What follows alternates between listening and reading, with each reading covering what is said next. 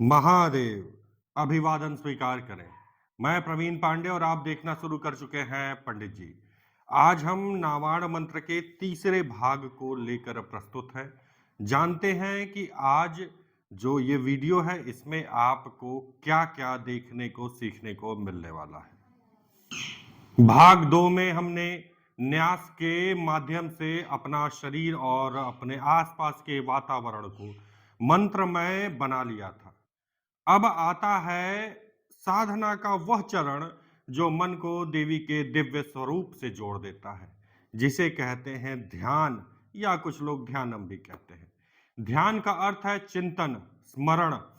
यहाँ हम नावाण मंत्र की अधिष्ठात्री देवियों महाकाली, महालक्ष्मी और महासरस्वती का ध्यान करते हैं। ये तीनों देवियां आदिशक्ति माँ दुर्गा के ही स्वरूप हैं। महाकाली रक्षा और संहार की देवी हैं। महालक्ष्मी समृद्धि और सौभाग्य की देवी हैं। महासरस्वती ज्ञान और बुद्धि की अधिष्ठात्री देवी हैं। नावाण मंत्र इन्हीं तीनों का संयुक्त रूप है, इसलिए इनका ध्यान करना अनिवार्य है।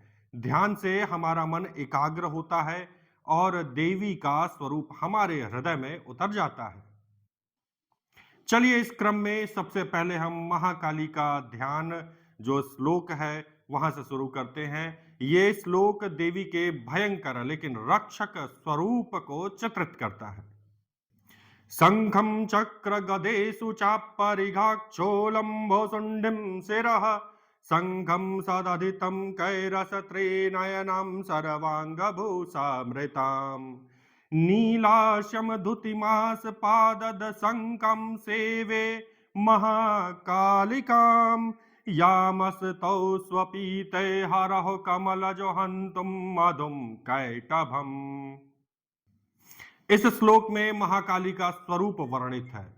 उनके हाथों में खड्ग, चक्र, गदा, धनुष, परिघ, शूल, भुसुंडी और शंख हैं। वो त्रिनेत्र वाली हैं, पूरे शरीर में आभूषणों से सुसज्जित, चेहरे की आभा नीलमणि जैसी और 10 पैरों वाली। हम उनकी सेवा करते हैं, जिन्हें भगवान विष्णु और ब्रह्मा ने मधुकैटभ राक्षसों का संहार करने के लिए स्तुति की थी। यह ध्यान हमें साहस और रक्षा की शक्ति प्रदान करता है। कल्पना कीजिए महाकाली आपके सामने खड़ी हो, उनकी दृष्टि से ही आपकी सभी बाधाएं नष्ट हो जाएंगी। अब इस क्रम में आगे बढ़ते हैं और महालक्ष्मी के ध्यान को जानते हैं। यह वो स्वरूप है जो समृद्धि और विजय का प्रतीक है।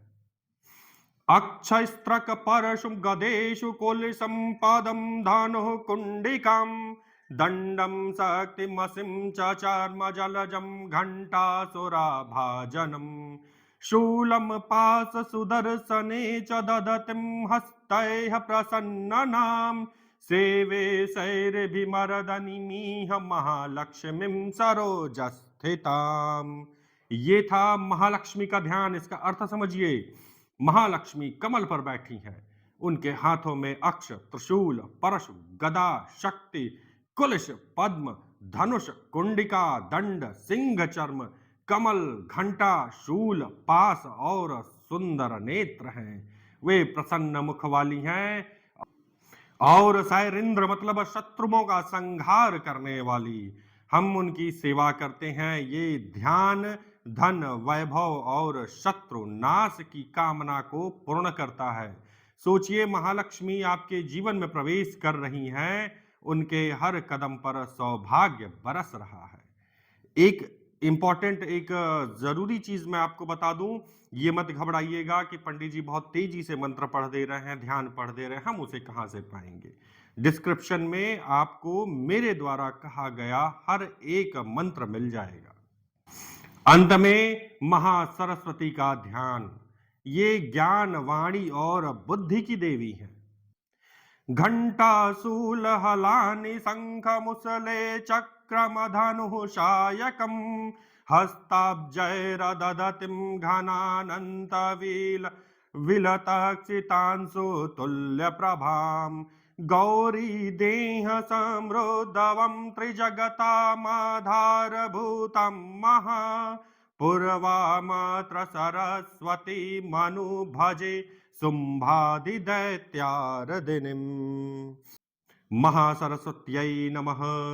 महासरस्वती के हाथों में घंटा, शूल, हल, शंख, मूसल, चक्र, धनुष और सायक है। वे बादलों के अंत में चमकते चंद्रमा जैसी श्वेत प्रभा वाली हैं। गौर शरीर से उत्पन्न तीनों लोकों का आधार, प्राचीन और शुंभादि दैत्यों का संहार करने वाली हैं। हम उनकी भक्ति करते हैं। ये ध्यान हमें विद्या, वाक सिद्धि और बुद्धि प्रदान करता है। महासरस्वती का स्मरण करने से हमारा मन शुद्ध हो जाता है। हमें हमारे जीवन के हर क्षेत्र में सफलता मिलने शुरू हो जाती है। इन तीनों ध्यान श्लोकों का पाठ और चिंतन करने से हमारा मन देवी के स्वरूप में लीन हो जाता है। ध्यान का महत्व ये है कि यह जप को केवल शब्दों से ऊपर उठा देता है। ये भाव और दृष्टि का जप बन जाता है। बिना ध्यान के साधना अधूरी रहती है। अब जब आप ध्यान के बाद हम माला, फूल, पूजन और जप के नियमों पर जाएंगे, जहां हम वास्तविक रूप की तैयारी करेंगे। इस दिव्य ध्यान में मेरे साथ जुड़ने के लिए आपका बहुत बहुत धन्यवाद।